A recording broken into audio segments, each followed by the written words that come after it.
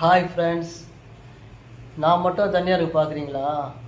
நாளைக்கு தமிமாவோட பர்த்டே. அதனால் தமிமாவுக்கு கேக் வாங்க போனோம். அவங்க அம்மா வீட்டில் இருக்காங்க. நான் கேக் வாங்கிட்டு வந்து அவங்க போய் கூப்பிட்டு வரேன். போகலாமா? ஹாய் ஃப்ரெண்ட்ஸ், நான் கேக் வாங்க வந்துட்டேன். கேக் வெரைட்டிஸ் எல்லாம் பார்த்தீங்களா? நான் வந்து ஸ்ட்ராபெரி ஐஸ் கேக் தான் ஆர்டர் பண்ணியிருக்கேன்.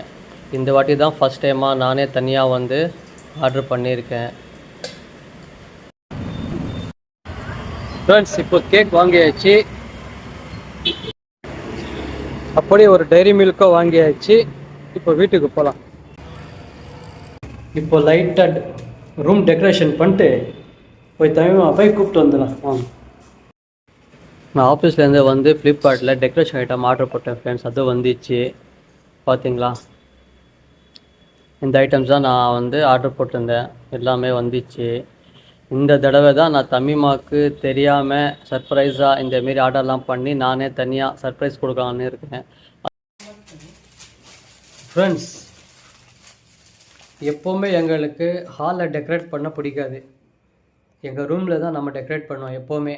ஆனிவர்சரி, பர்த்டே எல்லாமே. இப்போ கூட நம்ம ரூம் தான் நான் டெக்கரேட் பண்ண போகிறேன். என்னன்னா ஃப்ரெண்ட்ஸ், நாளைக்கு எங்கள் ஆஃபீஸ் ஒர்க்கிங் லீவ் கிடையாது. அதனால் தமிமாவை கூப்பிட்டு போய் ட்ரெஸ் வாங்கி கொடுத்துட்டேன். கேக் கட்டிங் பண்ணிவிட்டு சண்டே எங்கேனாச்சும் வெளியே கூப்பிட்டு போய் எதனா கிஃப்ட் வாங்கி கூட ஐடியா பண்ணிடு ஃப்ரெண்ட்ஸ். சொன்னால் அவங்க புரிஞ்சுப்பாங்க. ஃப்ரெண்ட்ஸ், தமிமாவுக்கு அவங்க அம்மா வீட்டிலேருந்து கூப்பிட்டு வந்தாச்சு. இப்போ உள்ளே போய்ட்டு ரியாக்ஷன் எப்படி இருக்குதுன்னு பார்க்கலாம்.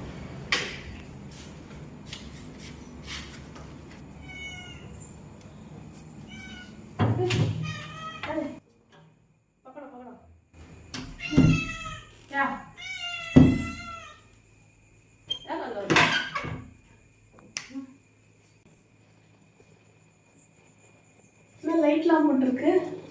ஆமாம், உள்ளே போய் பாருமா. சும்மா போட்டிருக்கு, போய் பாரு. என்னங்க? போய் பாருமா, உள்ள போமா. ஐயோ ஐயோ, எப்படி இருக்கு? நீங்களா பண்ணீங்க? ஆமாம், நான் தான் பண்ணேன். ஆச்சரியமா இருக்கு. ஏம்மா, ஒய்ஃப்காக இது கூட பண்ண முடியா? நல்லா இருக்கு. அவனுக்கு பிடிச்சிருக்காமா? ஃபர்ஸ்ட் டைம் பண்ணிருக்கீங்களா நீங்க தனியா? ஆமாம், உனக்காக ஒரு சர்ப்ரைஸ்.